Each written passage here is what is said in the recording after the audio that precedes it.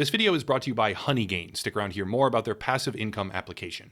Alright, today is about a W, a massive W. Today is about entertainment, honestly, because today we are discussing the great Bungie lawyer that decided to attack my channel and failed in the most hilarious way imaginable. He failed so hard, I didn't even know it was possible, and for all my gripes and complaints with YouTube, they basically stepped in for the mother of all clapbacks, ensuring that this exchange will go down in my channel's history as the most definitive and satisfying victory yet.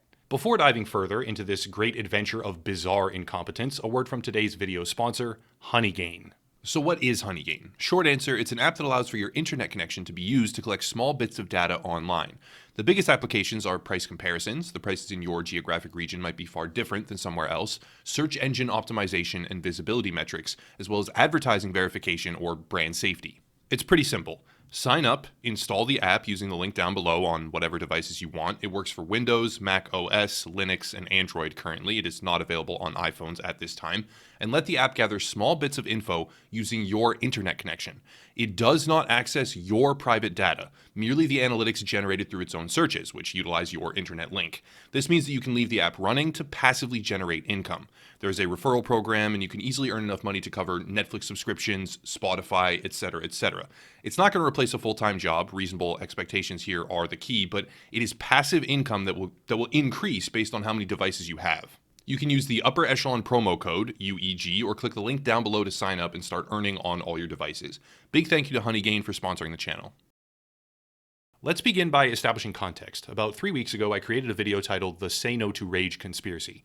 This video, linked down below on 2 separate video hosting platforms, YouTube and Odyssey, discussed a rather concerning situation where a Destiny 2 streamer, Say No to Rage is his name, was targeted by a coordinated push to retell stories from multiple years prior, stories about events that had been handled and solved in those previous years, even going so far as to have a legal team investigate the most serious claim, finding no evidence of wrongdoing. These stories all had a very similar thread. He made me feel uncomfortable, and these stories were synchronized to within minutes of each other, with other large social media influencers signal boosting the claims to the widest audience possible. It even got on global trending at one point. The result was that the stories from as far back as 2016 were retold after being previously handled, maximizing their damage, synchronized, by bombarding him from all angles. The results were swift and as of yet remain unchanged. His Twitch account was banned, his Destiny account was then banned as well, his sponsors dropped him, his life kind of fell apart, and one of the most popular Destiny 2 streamers on all of Twitch, on all of the internet for that fact, was removed from the equation. As I said before, there is extensive detail in my previous video on who coordinated, how they coordinated, the rhetoric that they used, most importantly, the verbatim quotes from their statements, the contradictions, the discrepancies, and so much more. Some of their claims are verified as false. Eyewitness testimony contradicts what they said on numerous separate occasions. There are personal ties between one of the accusers and Bungie itself, making the more recent sanctions against Say No to Rage even more suspect because his Destiny account was developer banned with no appeal. And the overarching theme here, generally speaking, is that a man was brigaded into the dirt, and that brigading mob hasn't stopped for over a year. So where does the Bungie lawyer come in? Well, during all of these original events where Say No to Rage was initially canceled, one of the accusers, the ones synchronizing posts, openly talks about weeks of coordinated discussions in the lead up to that final push, and frequently talked about her beggar lawyer. Sorry again. I don't know what's up with me today, okay? I apologize. My words are all messed up. Her Bungie lawyer. This person, Sarah Daniels, is married to a Bungie developer and would often posture intensely regarding her legal team's efficacy, prowess, and skill. One such example, for context, can be heard now with regards to the, quote, Bungie corporate attorneys. No lawyer would take his case. I mean, like, when we sent everything to our attorneys, they were like, don't worry about it. They're like, you don't have to worry about it. Nothing's gonna happen. That was literally, like, they did not care. Like, the Bungie corporate attorneys were like, you're fine. Just go on with your life.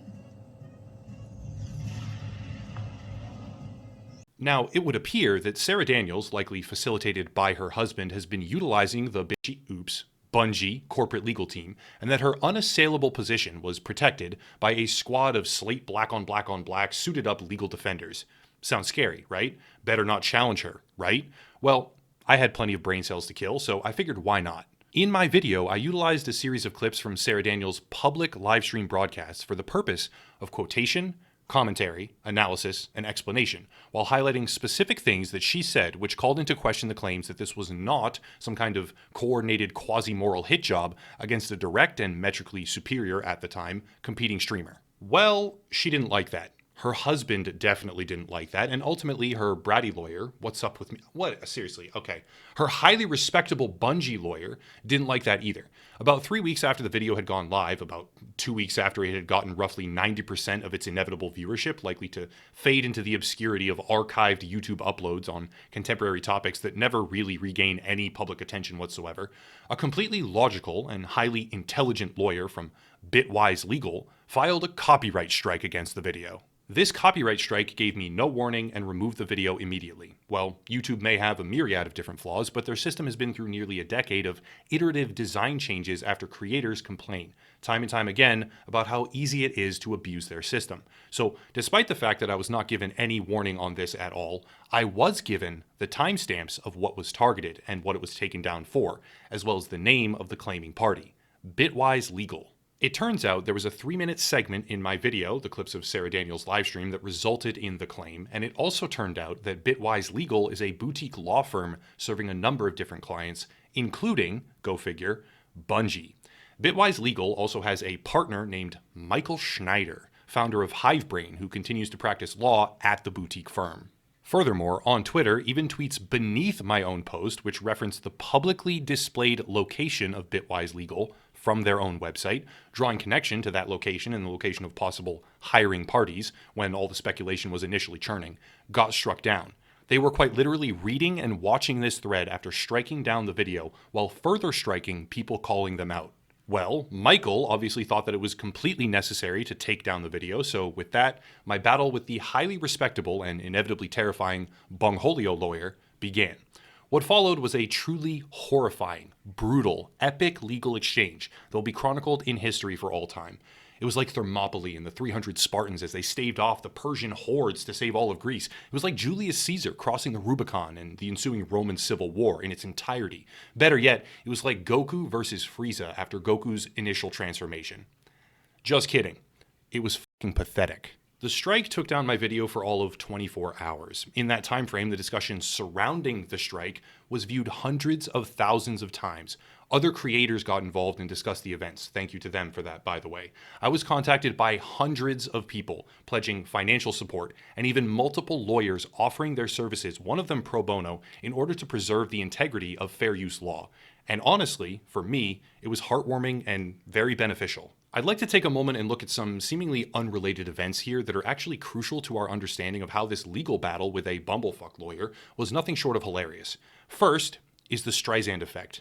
The Streisand Effect, named after, obviously, Barbra Streisand, was coined in 2003 when her attempt at hiding a photograph of her home from California state records backfired so dramatically it merely increased the number of people who eventually saw the image. The Streisand Effect became known as a social phenomenon whereby attempts to suppress information has the unintended, albeit completely obvious effect of spreading it even further. And when a video has gained something like 90 to 95% of its eventual viewership already, enacting a spurious copyright takedown request which results in further videos being made by other creators with a separate audience, as well as thousands and thousands of social media engagements, interactions, reposts, etc. on other platforms discussing the issue, well, one might call that the Streisand Effect. Now, keep in mind that the Streisand Effect in this particular case is exceptionally beneficial for me. I get new viewers, new accounts that will be served my videos in the algorithmic feed. I got hundreds of other social media followers, hundreds of YouTube subscribers, hundreds of dollars, many hundreds of dollars from a pretty large number of people, and it's all still happening. I get free content, free media exposure, free marketing, free reshares, all of it, and so much more. The video itself gets views on alternative platforms. I get viewership on my other videos after people peruse the channel, and it becomes a spectacle that not only pulls an older piece of content that was largely irrelevant at that time back into the spotlight, but sequentially benefits me every single step of the way afterwards. Overall, the Streisand Effect came into play here, to the detriment of this Binky lawyer, and to the benefit of me and my channel. But we're not done. The second thing to know is that we do, in fact, have case law here. I would expect a revered and highly skilled butthole lawyer. I just can't help my words today, guys. How incredibly unprofessional of me. Bungie lawyer to know that, but for those that don't know, there is case law defining fair use on YouTube. Primarily, fair use will revolve often around 4 pillars, including, quote, the purpose and character of your use, the nature of the copyrighted work, the amount and substantiality of the portion taken, and the effect of the use upon the potential market, end quote. I'll spare everyone the full breakdown of why and how my own video very, very clearly falls under a subset of content that conforms easily to fair use, but in terms of case law, there were 2 pertinent scenarios here. Number 1, the case of H3H3, Ethan Klein, and Matt Hosenzadeh, in which content punctuated by clips of the other creator won in court as fair use. Number 2, the case of Carl Benjamin, Sargon of Akkad, versus Akilah Hughes, in which Benjamin rearranged clips of Hughes' content from her YouTube videos and live streams for the purpose of a transformative comedic upload.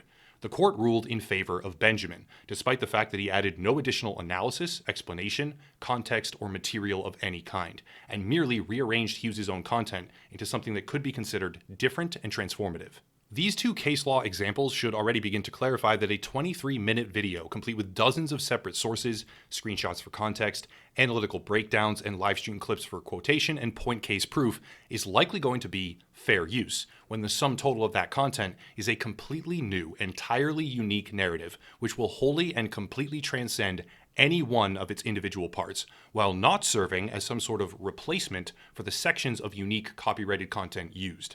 Well, it seems like YouTube thought so too, because in direct public reply to my tweet about the strike, they posted the following, quote, thanks for your patience, confirming that the video has been restored unless you've deleted it. We've determined that the copyright takedown request we received for this URL was invalid. Your copyright strike has also been resolved, end quote. That seems good, right? Absolutely, but hang on here, because what a lot of people don't know is that YouTube is not ever, by law, the arbiter in these situations. YouTube is required, as per governmental regulation, to adhere to any and all valid DMCA requests, regardless of who submits them or who they target.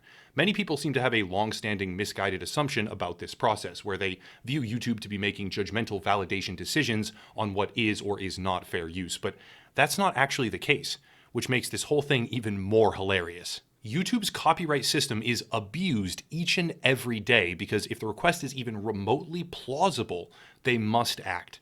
Someone can, and they have many times, used spurious or totally manufactured reasons in order to leverage the YouTube copyright system and take down any content that they choose, regardless of whether that's valid or not. If the request is even passably valid, if there is even a hint of legitimacy, YouTube simply takes the video down and lets the 2 parties sort it out amongst themselves. This is honestly a meat stick slap to the face because it means the takedown was so incredibly absurd and so uselessly crafted, not even the hands-off, by law, do-nothing platform of YouTube was able to tolerate it. But I'm not even done, because YouTube actually emailed me the transcript of their communication on the subject, and yeah, I'll just read some of the quotes here. Quote, copyright takedown request received for your YouTube video. This to me through email. Quote again, hello, the following videos in your account have been restored unless you deleted them.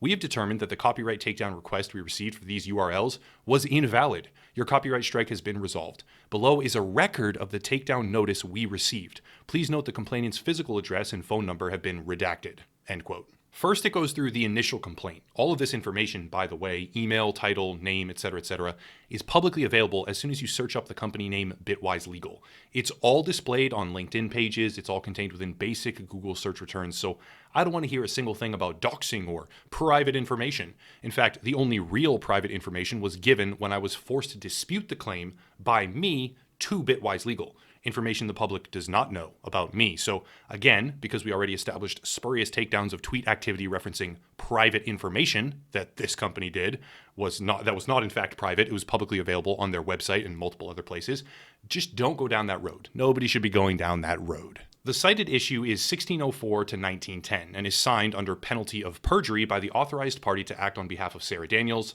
Michael Schneider. Well, YouTube responded, quote, we require a more detailed description of your copyrighted work. We won't be able to process your request until you've provided us with this information.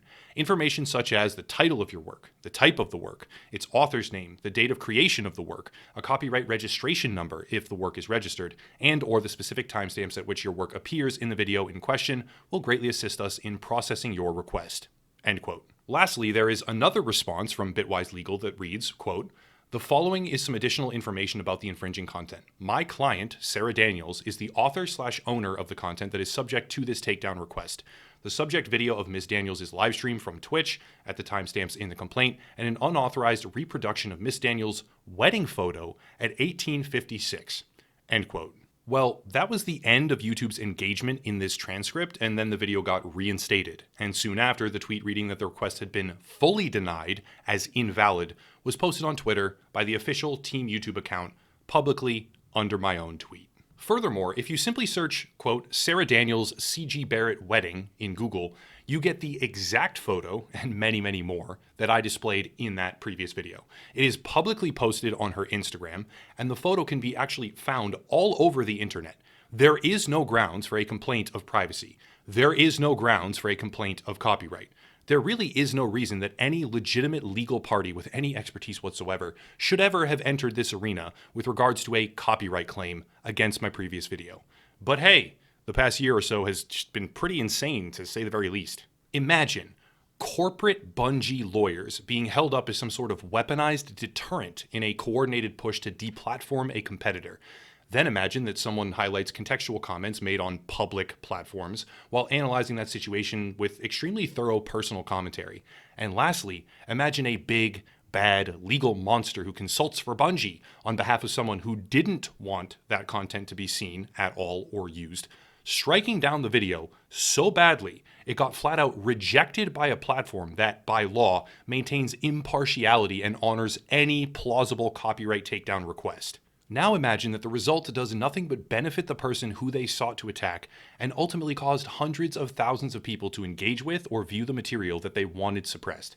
And all of this through the intermediary avatar that has been puffed up and even potentially referred to as Bungie's corporate legal counsel, who does in fact officially claim to have had Bungie as a client, and advertised with emphasis as some sort of legal paragon ready to destroy all adversaries. That is what my battle with a bungling lawyer has looked like, and who knows, if they went after the last one to try and take it down, odds are someone in that rat's nest of a community will go after this video too. So just to add this in here, I'm not afraid of you. So far, everything you do and say is an absolute joke, or it's manipulative at best. The sum total of your personality is disgusting, so bring it on. Now, to go full-on conspiracy here, is it possible that some unknown troll created this entire scenario as a way to stir up trouble? Is it possible someone faked this copyright takedown, committing perjury in the process, claiming to be Bitwise legal on behalf of Sarah Daniels? Yeah, it's honestly possible. But when it all kicked off, I sent a very short, open-ended email to our dear friend Michael using the official Bitwise legal email address and got no response. I said, quote, "Hello, I wanted to reach out regarding a takedown that was placed on a YouTube video on behalf of your client. That video exclusively utilized public clips and social media postings for informational and contextual purposes as a situation was being explained. The content falls squarely under the 4 pillars of fair use, and I want to reach out directly after filing the counter notification to see if this was made in error or if there is an intention here to escalate to court proceedings. Thank you." End quote. If it was a troll, which is why it got rejected so hard by YouTube, perhaps, but if it was, I got no response. If it was Michael from Bitwise, I got no response. And from top to bottom, I have been able to sit back and watch as something so pathetically hilarious unfolds. Instead of stressful, which it normally would be or should be in this type of situation, it has been comedic, practically uplifting. What comes next, I guess I'll take it in stride because so far it really is either inconsequential or flat out beneficial to me.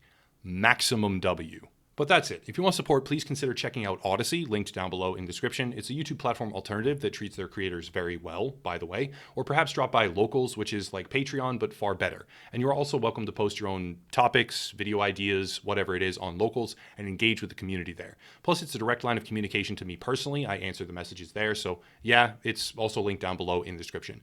There is Honey Gain, passive income by leveraging your internet connection. Very easy. Another YouTuber to check out and support. Social media, merch, etc., etc. But I'll cut it there and stop rambling. As always, thank you all for watching, and have a nice night.